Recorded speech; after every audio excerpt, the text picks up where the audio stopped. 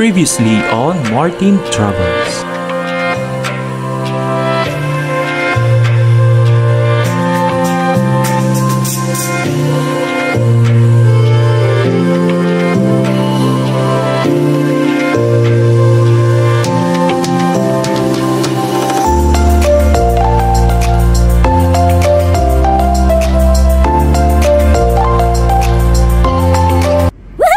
Good morning guys! And it's day 3 na natin dito sa Bali, Indonesia. Of course, ayan, ang next nating pupuntahan is yung the edge of Bali. Ayan, so isa ito doon sa mga pinupuntahan ng mga tourist. Ayan.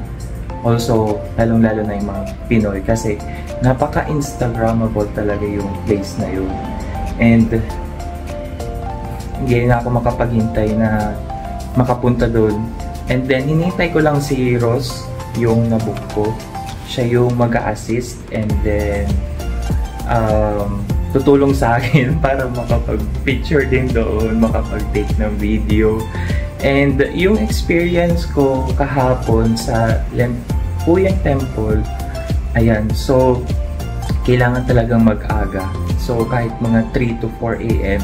magbiyahe na kayo kasi 4:30 nakaalis na ako dito sa hotel. And then, nakarating kami dun is about 6:30 a.m. Tapos, number 56 ako. Ayun. So, almost 3 hours din yun hinintay ko para makapag-shoot or yung time ko na para mapicturan. Ayun. So, ayun, kailangan mag-aga. Kung yun ang ano ninyo, para hindi masayang yung oras ninyo. And then, next is yun sa fish pond. Fish pond. Ayan. So, marami. So, i-ano ko na lang yung video or naka-record naman na yun. Ayan. So, check nyo na lang din. And then, ang pupuntahan ko ngayon is yung the edge of Bali. Yun yung pasalubong which is Ole Ole Krishna Ole Ole. Ayan. And then dun sa largest Starbucks which is yung Starbucks Diwata. Yun. So tatlong place lang yung pupuntahan ko ngayon kasi meron pang kinabukasan. So gusto kong sulitin.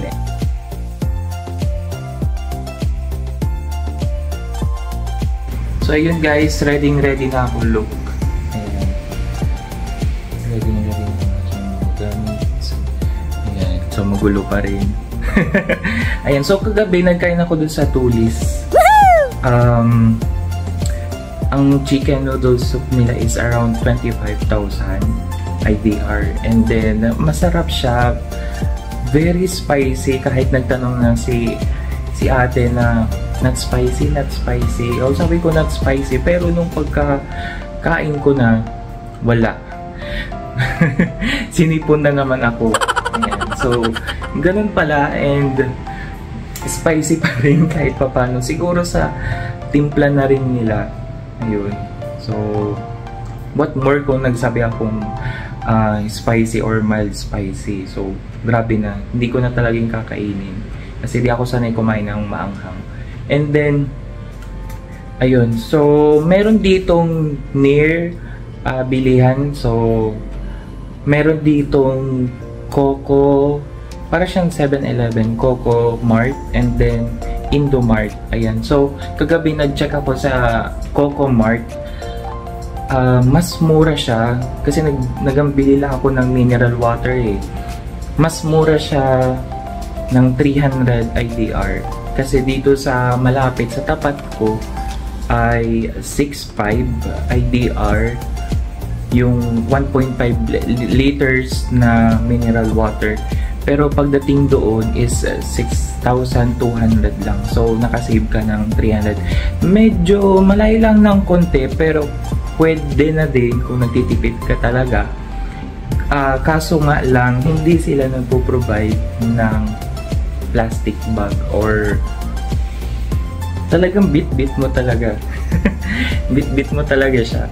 Ayan. So, look at the view. Yeah, it's morning. So, sunny day, mainit na naman. Nagbaon ako ng sunscreen. Ayan, sunscreen ulit by Skintific. Maliit lang yung nadala ko. Sana magkasya hanggang January 1. Kasi grabe talaga ang init. Ayan. And then, and ready na ako para mamaya. Ang meet up namin is 8:30 AM. So, let's go. So yun guys, papunta na tayo. See you. The travel time is about 1 hour and 30 minutes. And so hindi daw masyadong traffic ngayon kasi it's morning daw. How about Ross? Afternoon, it's super traffic here? Because it's a peak season New Year, so Yeah. super traffic. Okay. And then in Canggu almost every day traffic. Yeah. But when it's morning, it's not traffic, right? In the morning, Yeah. less traffic. Oh, that's- Under the 9 AM. After 9 AM, the traffic so Okay. like, but in the specific area like in Canggu, in the main road, or Seminyak in the main road also there. Not all, but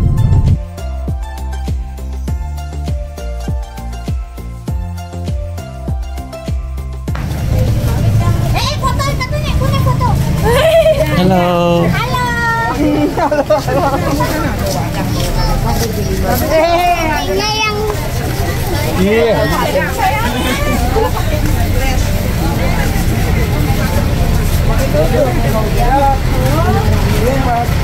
Finally, we're here.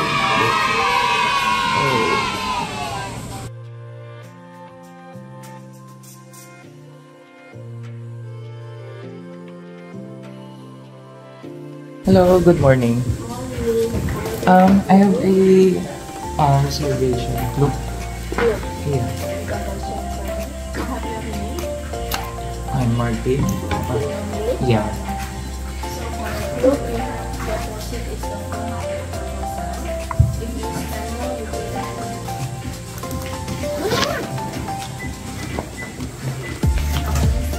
Thank you. Let's go.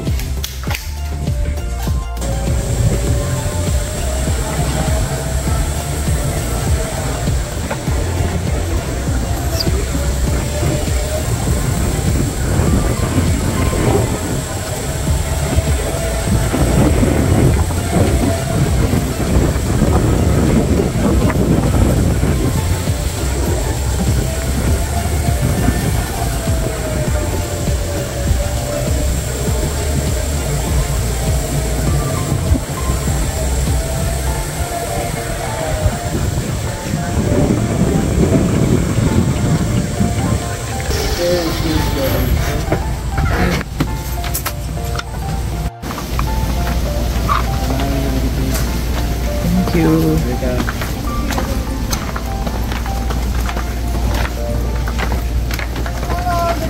Hello, good morning. Mr. Dominic Dominic. and Yes. Miss Miro Bonofi.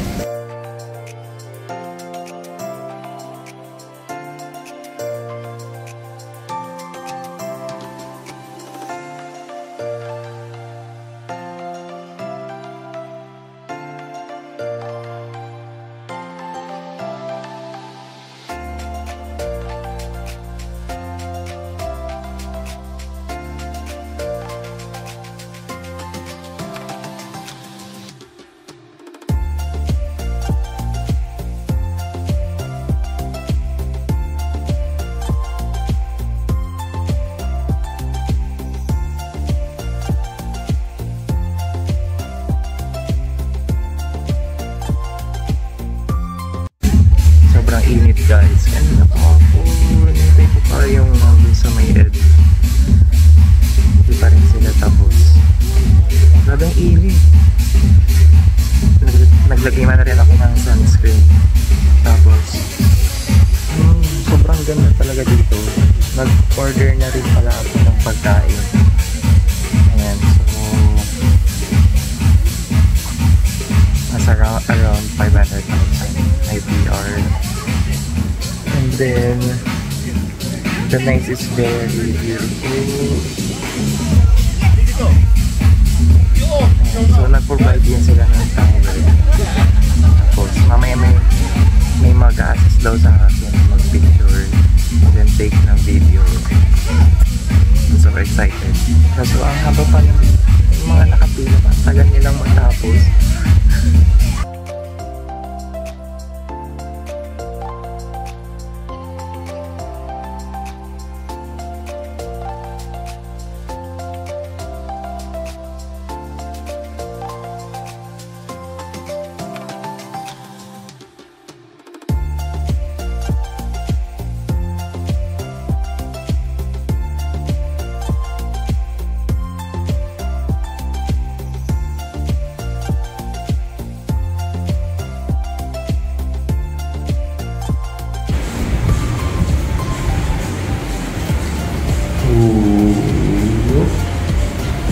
Whoa.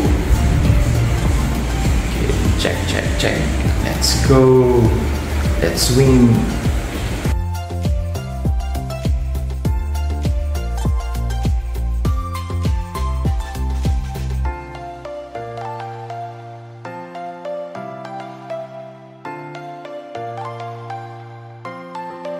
Okay, so we're gonna try this one. It's like a barbecue in the Philippines.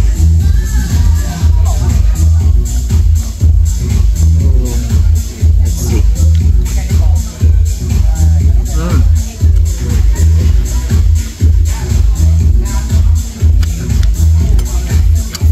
Katulad kagabi nung kinain ko doon sa Tulis. Ganun din yung lasa.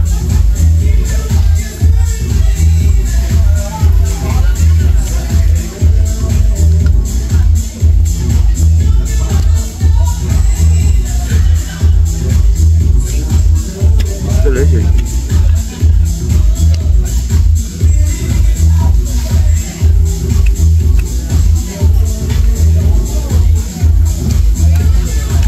Sana hindi mahalang.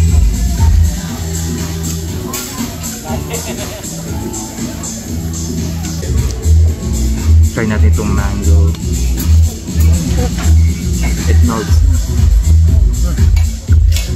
It's delicious. Look at this. So yummy.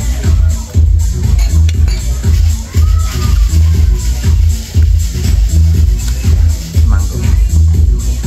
It's mango pudding. Versus strawberry.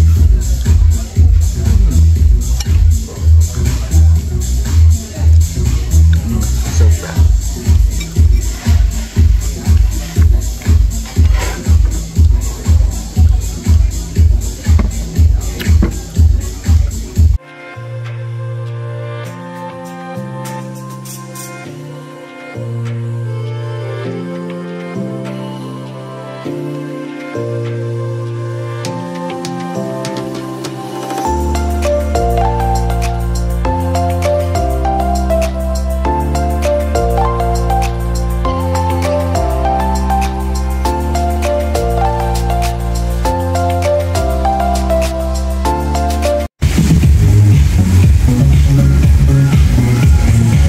Look guys, look. Yes. Beautiful. It's very hot here.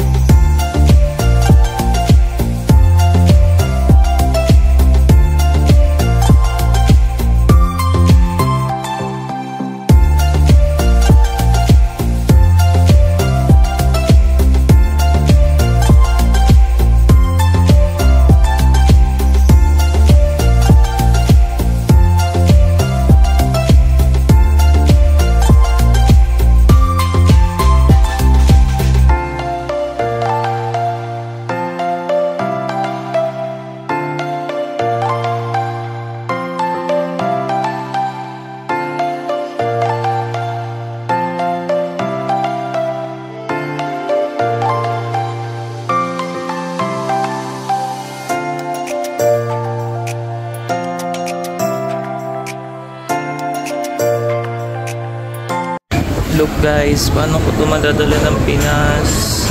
Baka mag-overweight tayo.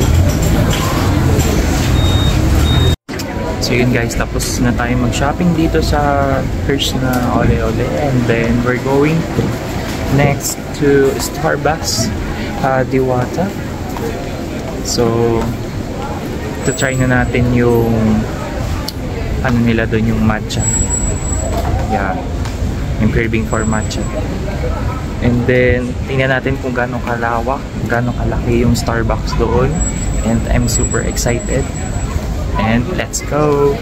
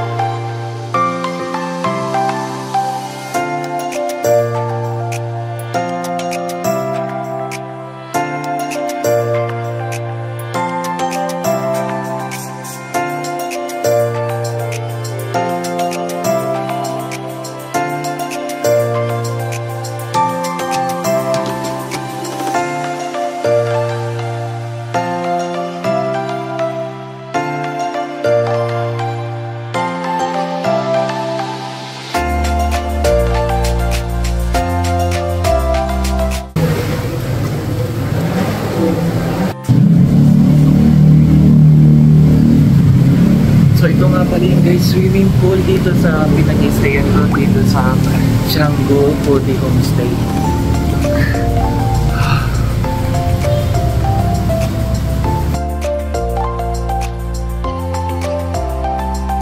Next on Martin Travels.